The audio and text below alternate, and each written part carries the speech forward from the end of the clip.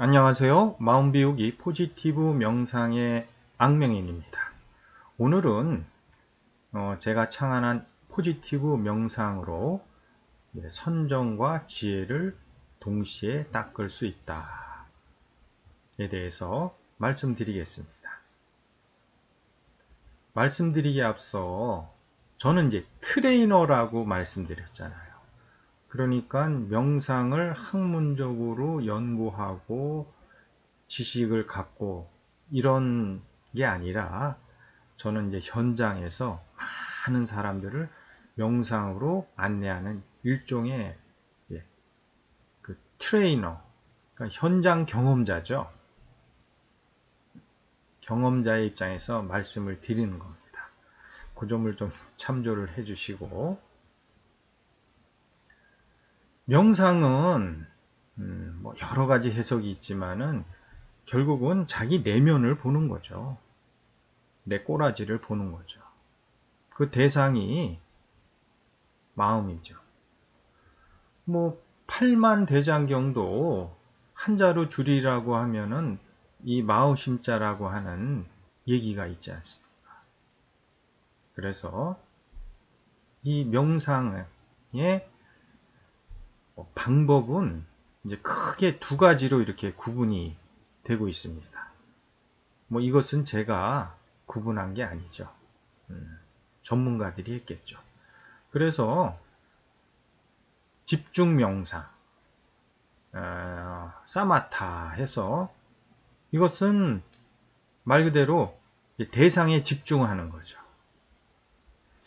우리 의식은 한 번에 두 가지 생각을 동시에 할 수가 없다고 합니다.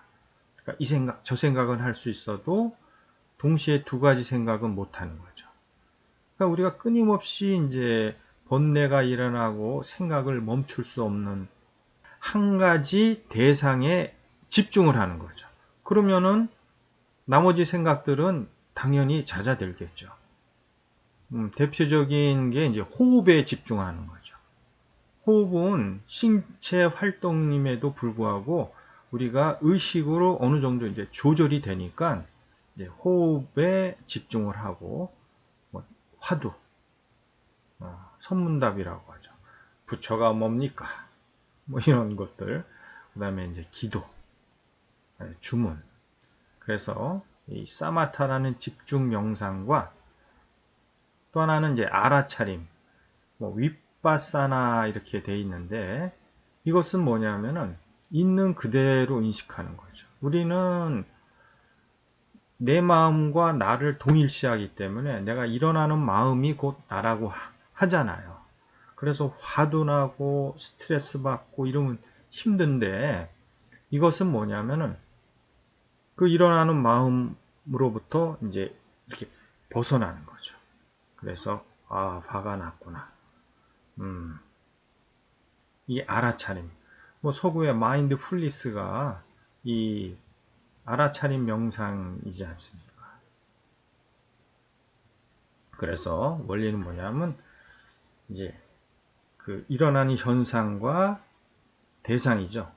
그 의식을 자꾸만 이제 분리하면서 객관화하는 거죠. 이게 지관쌍수, 뭐 정해쌍수라고 이렇게 불가의 유명한 얘기지 않습니까? 고승들께서는 이것을 이제 번갈아 수행을 해라. 왜?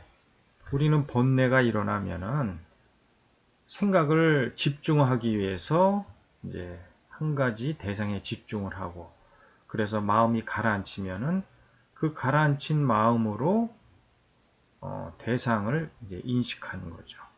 이럴 때 지혜가 나온다.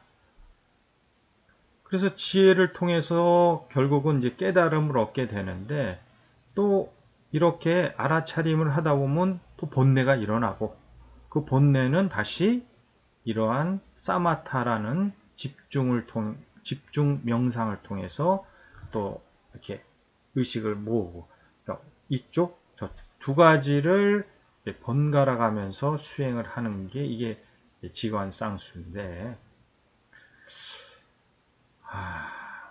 저는 이제 트레이너 입장에서 보면 이건 되게 어렵습니다. 우리가 하루에도 수만 가지 마음에 갇혀서 마음에 힘들어 하는데, 이거 뭐 호흡하고 뭐 이런 것들, 아니면은 대상을 객관화하는 거, 이건 어렵습니다. 그래서 명상이 어렵다는 그런 어떤 선입견이 있지 않을까, 저는 이렇게 생각을 합니다. 그래서 명상은 이제 번뇌를 없애는 거예요. 번뇌를 걷어버리면은 그 자리에 진리가 드러나죠. 그래서 핵심은 이제 번뇌를 없애는 거고, 그럼 번뇌는 왜 생길까? 이게 생각이 끊임없이 일어나잖아요. 생각을 통제하고 조정하고 이럴 수가 없지 않습니까? 뭐 그러면 얼마나 좋겠어요. 근데 우리는 생각을 내 것인 양 생각을 하면서도 자세히 생각하면은 내가 할 수 있는 게 그렇게 많지 않습니다. 그러니까 생각은 왜 일어나냐면은 이제 어떤 조건이 오면 그거를 끊임없이 이제 분별하는 거잖아요. 이제 자기한테 좋으냐 나쁘냐 간단하게 축약을 하면은 대상이나 사건들 아니면 내면에서 일어나는 생각들 뭐 이런 것에 끊임없이 이제 분별하는 거죠. 결국은 그것은 내가 이 육신을 가지고 생존과 번식을 위해서 필요한 거죠. 이 분별심은 내가 생존과 번식을 위해서 이제 필요한 이 분별 능력은 뭐 갓난 아이가 있겠습니까? 내가 태어나서 삶을 통해서 보고 듣고 배우고 익힌 경험, 학습된 이제 자료들을 이제 기억으로 저장을 하기 시작하면서 그런 분별심에 대한 능력이 이제 점점 생기겠죠. 근데 그 기억이라는 게 뭐 자기 중심적인 주관적 관점이지 않습니까? 그래서 한 가지 일도 어떤 땐 좋다, 나는 좋은데 나쁘다. 그래서 우리가 서로 마음이 안 맞다. 그래서 서로 다투고 힘든 거 아니겠습니까? 있는 그대로 보질 못하고 다 자기 주관적인 관점으로 대상을 분별하는 거죠. 그러면은 이게 자기중심적인 주관적 관점으로 저장되어 있는 기억을 이제 없애면은 번뇌가 사라집니다. 그래서 포지티브 명상은 이 기억, 번뇌를 일으키는 주범인 기억인 산삶의 기억을 이제 없애는 거죠. 컴퓨터에 딜리트 기능을 연상하면서 우리가 먹은 그 마음들을 생각으로 떠올려서 없애는 겁니다. 그래서 방법은 기억을 생각하는 거예요. 그러니까 내가 어떤 주제에 대해서 내 기억들을 이제 떠올리면 이미지로 하는데 그걸 생각하는 거죠. 이때 이제 집중이 일어납니다. 왜? 내 기억을 생각으로 끊임없이 일으키고 그것을 보면은 집중하지 않으면은 생각이 흩어지면은 생각으로 떠올릴 수가 없죠. 물론 이제 반복하다 보면 익숙해지는데 거기에 필요한 거는 집중입니다. 내가 뭐 어떠한 기억을 저장하고 있는지 생각으로 떠올린다는 것은 상당히 고도의 집중력이 필요한 거죠. 그리고 그 떠올린 이미지를 이제 버리는데 객관적 관점으로 인식하는 게 매우 중요합니다. 그러니까 과거의 내 기억을 보면서 야, 너의 어린 시절이고 뭐 나와 어린 시절은 뭔가 자꾸만 분리를 이제 객관화해서 그 일어나는 감정에 휘말려 들지 않고 객관화하면서 반복해서 버리는 거예요. 이게 알아차림 명상입니다.